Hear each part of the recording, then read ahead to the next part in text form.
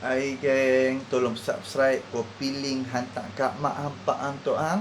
Hantar kat semua supaya semua orang pakat-pakat otak terbuka, boleh berfikir dan tekan like sekali. Okey, kita nak sembang pasal parti muda. Dan walaupun kira macam parti muda, mereka dah minta untuk masuk di dalam gabungan Pakatan Harapan. Sekarang ni Pakatan Harapan belum memberikan jawapan untuk menerima sama ada akan menerima parti muda ataupun akan menolak parti muda.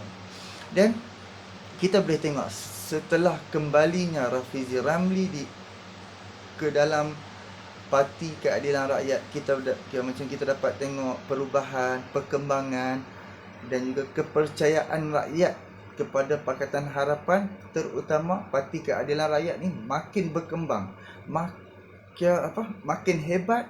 Dan Rafizi Ramli, Nurul Izzah dan lagi beberapa orang ni dapat menjelaskan kalau Pakatan Harapan dan juga Parti Keadilan Rakyat masuk di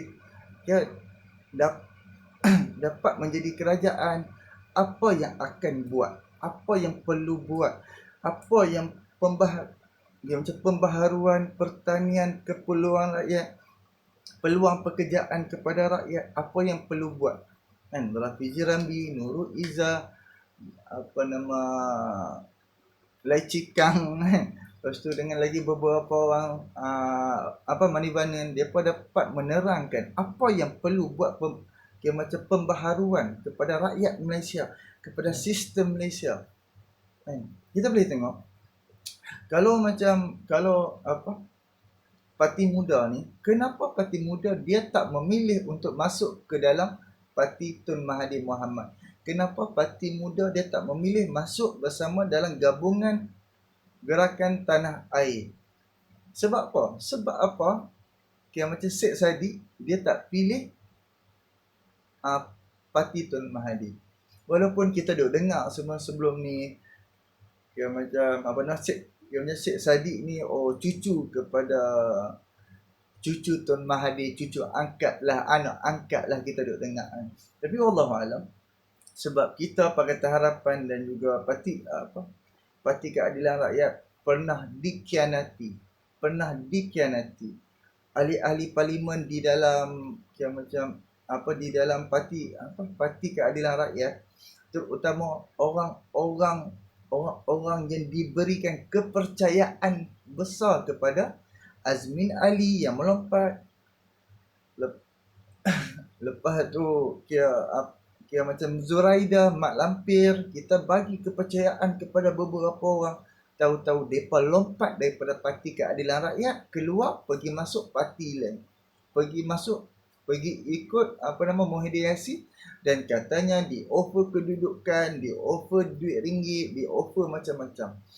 Jadi orang macam pengkhianat ni, mereka adalah orang yang gila dunia, gila kedudukan. Dan walaupun kita duk dengar selama ni macam-macam cerita Muhyiddin Yassin, waktu first kali sebelum Pakatan Harapan terbentuknya yang kabinet selepas PRU14, macam Muhyiddin Yassin minta jadi Perdana Menteri, tak dapat. Tun Mahathir naik jadi Perdana Menteri.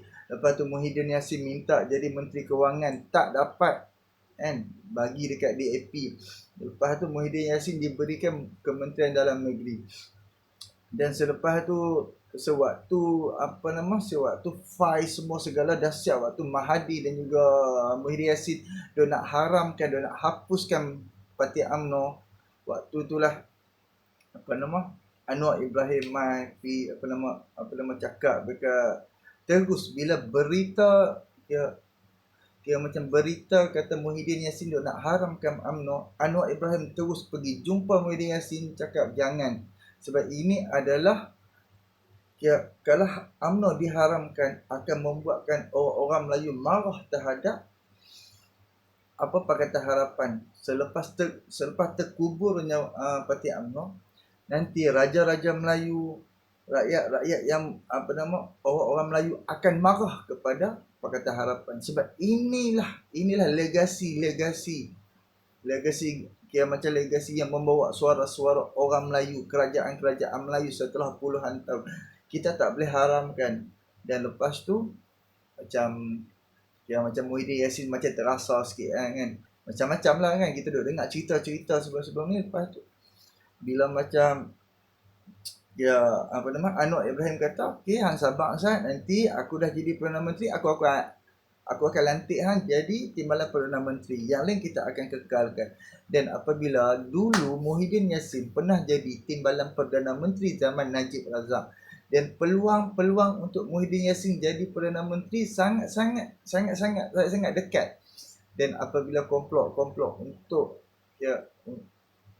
macam Muhyiddin Yassin duk nak tangkap Najib, geng-geng ni lah depa dah buat puak dah. Kalau hampa dengar satu cerita untuk menangkap Najib, kalau hampa ada dengar cerita tu, hampa dengar dan hampa fahamkan.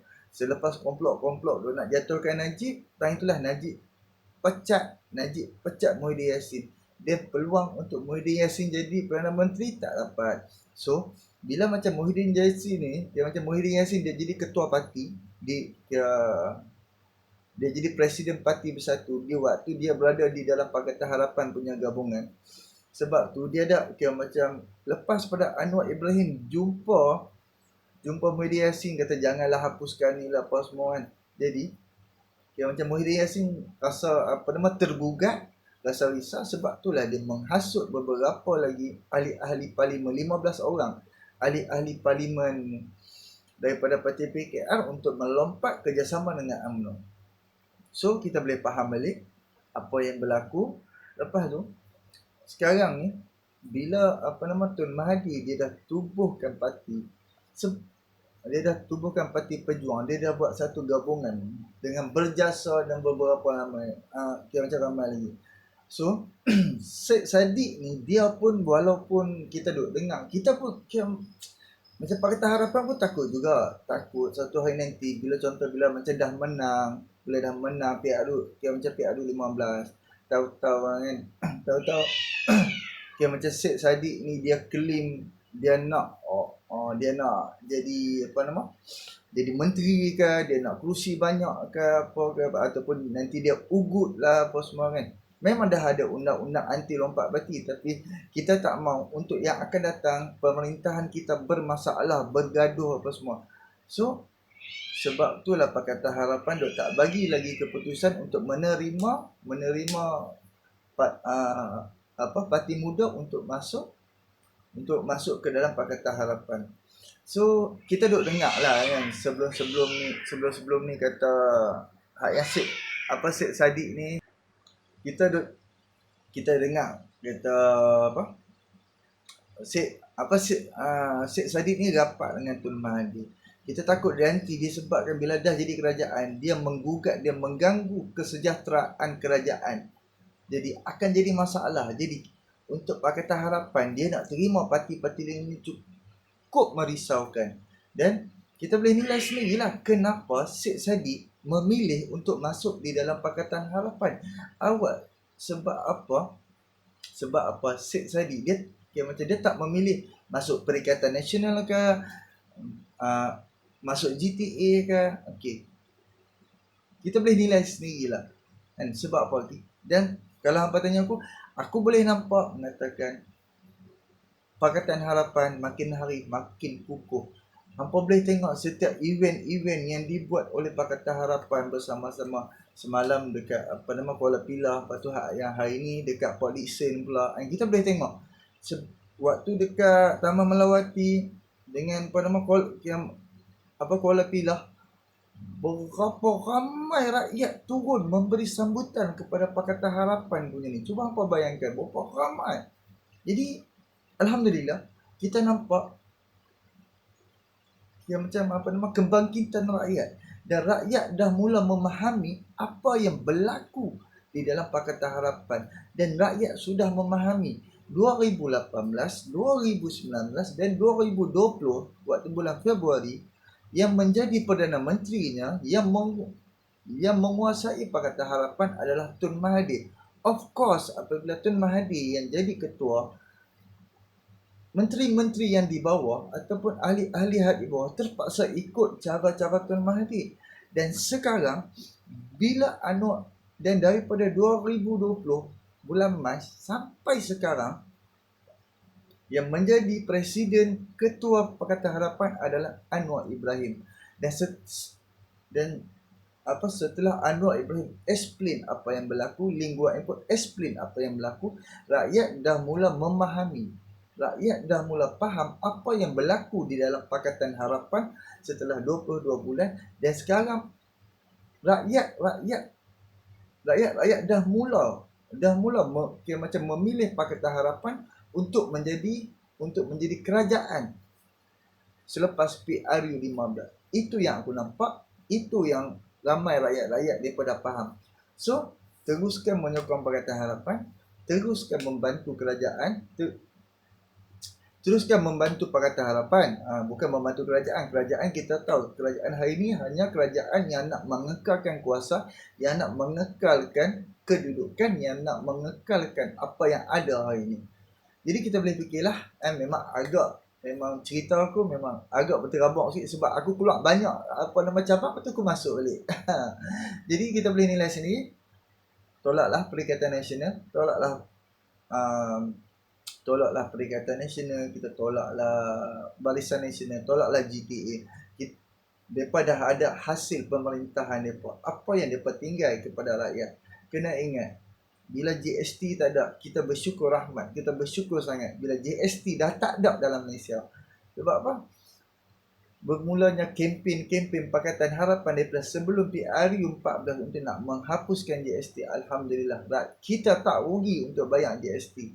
Kena ingat, kita bayar GST 3 term. Siapa yang senang, siapa yang kaya raya. Pelbagai penyelewengan yang mereka buat di waktu kerajaan ada lebihan wang.